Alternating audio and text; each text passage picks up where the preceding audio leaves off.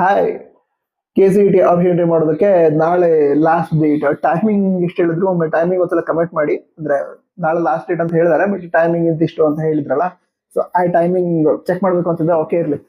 ನೀವು ನೋಡಿರ್ತೀರಾ, ಕಮೆಂಟ್ ಮಾಡ್ತಿರ್ತೀವಿ ಬೇರೆ ವಿದ್ಯಾರ್ಥಿಗಳಿಗೆ.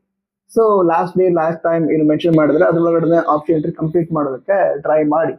ಅಂದ್ರೆ ಕೆಲವರು ಲಾಸ್ಟ್ ಡೇಟ್ ಎಕ್ಸ್ಟೆಂಡ್ ಆಗತ್ತಾ ಅಂತ ಏನು ಕೇಳ್ತಾ ಇದ್ರಿ, ಚಾನ್ಸಸ್ ಇದೆ. ಯಾಕಂತ ಹೇಳಿದ್ರೆ ಈಗ ನೀವು ಕೂಡ ನೋಟಿಫಿಕೇಶನ್ ನೋಡಿರ್ತೀರಾ.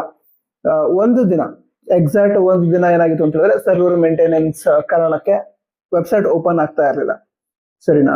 ಸೊ ಆ ಕಾರಣಕ್ಕೆ ಡೇಟ್ ಎಕ್ಸ್ಟೆಂಡ್ ಮಾಡಬಹುದು. ಅಥವಾ ಈಗ ಯಾವುದು ಫಾರ್ಮಸಿ, ಬಿ ಫಾರ್ಮಡಿ ಕೋರ್ಸ್ಗಳ ಆಪ್ಷನ್ ಎಂಟ್ರಿ ಮಾಡೋದಕ್ಕೆ ಆಗ್ತಾ ಇಲ್ಲ. BNYS ಕೋರ್ಸ್ ಕೂಡ ಆಪ್ಷನ್ ಎಂಟ್ರಿ ಮಾಡೋದ್ರೊಳಗಡೆ ತೋರಿಸ್ತಾ ಇಲ್ಲ ಅಂತ ಹೇಳ್ತಾ ಇದ್ರಿ. ಸೊ ಈ ಎಲ್ಲ ಕಾರಣದಿಂದ ಲಾಸ್ಟ್ ಡೇಟ್ ಎಕ್ಸ್ಟೆಂಡ್ ಮಾಡೋ ಚಾನ್ಸಸ್ ಇದೆ. ಮತ್ತೆ 1 or 2 days ಜಾಸ್ತಿ ಟೈಮ್ ಕೊಡ್ಬಹುದು ಅವರು ಆಪ್ಷನ್ ಎಂಟ್ರಿ ಮಾಡೋದಕ್ಕೆ. ಇದುವರೆಗೆ ಅಫಿಷಿಯಲಿ ಅನೌನ್ಸ್ ಆಗಿಲ್ಲ. ನಾಳೆ ಮಾರ್ನಿಂಗ್ ಆ ರೀತಿ ಬರ್ಬೋದು. ನಂತರ ಅಫಿಷಿಯಲ್ ನೋಟಿಫಿಕೇಶನ್ ಬಂದ್ರೆ ನಾವು ನಮ್ಮ ವಾಟ್ಸ್ಆಪ್ ಚಾನಲ್ ಶೇರ್ ಮಾಡಿರ್ತೀವಿ. ಯಾಕಂತಂದ್ರೆ ಆ ನೋಟಿಫಿಕೇಶನ್ ಬರೋ ಹೊತ್ತಿಗೆ ನಾನು ಕಾಲೇಜಲ್ಲಿ ಇರ್ತೀನಿ, ಕ್ಲಾಸಲ್ಲಿ ಇರ್ತೀನಿ.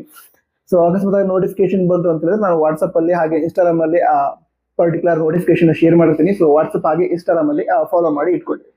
ಫಾಲೋ ಮಾಡೋದಕ್ಕೆ ಲಿಂಕ್ ಡಿಸ್ಕ್ರಿಪ್ಷನ್ ಇರುತ್ತೆ. ಅದಂತರ 1 or 2 days ಟೈಮ್ ಕೊಡ್ಬಹುದು ಮತ್ತೆ ಆಪ್ಷನ್ ಎಂಟ್ರಿ ಮಾಡೋದಕ್ಕೆ.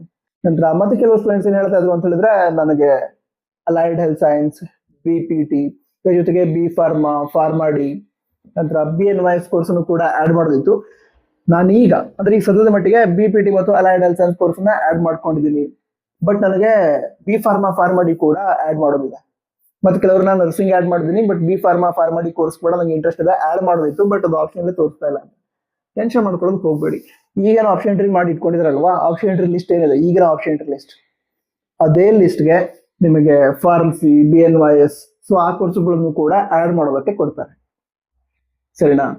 ಬಟ್ ಈಗ ಸದ್ಯದ ಮಟ್ಟಿಗೆ ಆ ಕೋರ್ಸ್ಗಳನ್ನ ಆಪ್ಷನ್ ಎಂಟ್ರಿಯಲ್ಲಿ ಪ್ರೊವೈಡ್ ಮಾಡಿಲ್ಲ. ಯಾಕಂತ ಹೇಳಿದ್ರೆ ಅದಕ್ಕೆ ಸಂಬಂಧಂತಹ ಸೀಟ್ ಮ್ಯಾಟ್ರಿಕ್ಸ್ ಮೇ ಬಿ ಕೇಳಿದವರಿಗೆ ಸಿಕ್ಕಿಲ್ಲ ಇರ್ಬೋದು. ಅದಕ್ಕೋಸ್ಕರ ಸೀಟ್ ಮ್ಯಾಟ್ರಿಕ್ಸ್ ಸಿಕ್ಕ ನಂತರ ಫಾರ್ಮಾಡಿ ಹಾಗೆ BNYS ಕೋರ್ಸ್ ಕೂಡ ಈಗೇನು ಆಪ್ಷನ್ ಎಂಟ್ರಿ ಮಾಡಿದ್ರಲ್ವಾ, ಇದೇ ಲಿಸ್ಟ್ಗೆ ಆಡ್ ಮಾಡ್ಕೊಳ್ಳೋದಕ್ಕೆ ಆಗತ್ತೆ, ಸರಿನಾ? ಅದು ಕೂಡ ಯಾವ ರೀತಿ ಬೇಕೋ ಆ ರೀತಿ ಆಡ್ ಮಾಡ್ಕೊಳ್ಳೋಕ್ಕಾಗತ್ತೆ.